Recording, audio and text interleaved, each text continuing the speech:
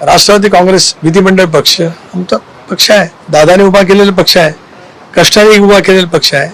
त्यावेळेला सुद्धा आमची स्वच्छपणाची भूमिका होती. एक बघा गेल्या 6 महिन्यात किंवा गेले वर्षभर मी सातत्याने ज्या वेळेला विलिनीकरणाच्या वतीमध्ये मला विचारण्यात आलं त्याला मी सांगितलं आम्ही दादांच्या नेतृत्वाखाली एक सामूहिक निर्णय एनडीएमध्ये जाण्याचा जो घेतला तो आमच्या मूळ सेक्युलर विचारधाऱ्याशी ठाम राहत, शिवशाहू फुले आंबेडकरांच्या सामाजिक समतेशी ठाम राहत मोदी साहेबांच्या नेतृत्वाखाली एनडीएमध्ये सहभागी होण्याचा निर्णय राष्ट्रवादी काँग्रेस पक्षाने घेतला. महाराष्ट्रातल्या जनतेने 12 कोटी जनतेने त्याच्यावरती शिक्कामोर्तब केलं. त्यामुळे एनडीए सोबत राहण्याचा आमचा निर्णय कायम राहील. आता आमचा एनडीएमध्ये राहण्याचा निर्णय कायम राहील.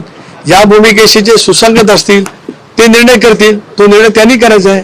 मी तेच म्हटलं, मी आज नाही म्हणत. मी गेले 6 महिने ज्या वेळेला मला प्रश्न विलिनीकरणाच्या वतीमध्ये विचारला गेला त्यावेळेला मी हेच उत्तर दिलं, आम्ही एनडीएमध्ये जाण्याचा निर्णय घेतलाय, तो कायम असेल. त्या निर्णयाची सुसंगत त्यांची विचारसरणी एनडीए म्हणजे भारतीय जनता पक्ष नेतृत्व करते आज.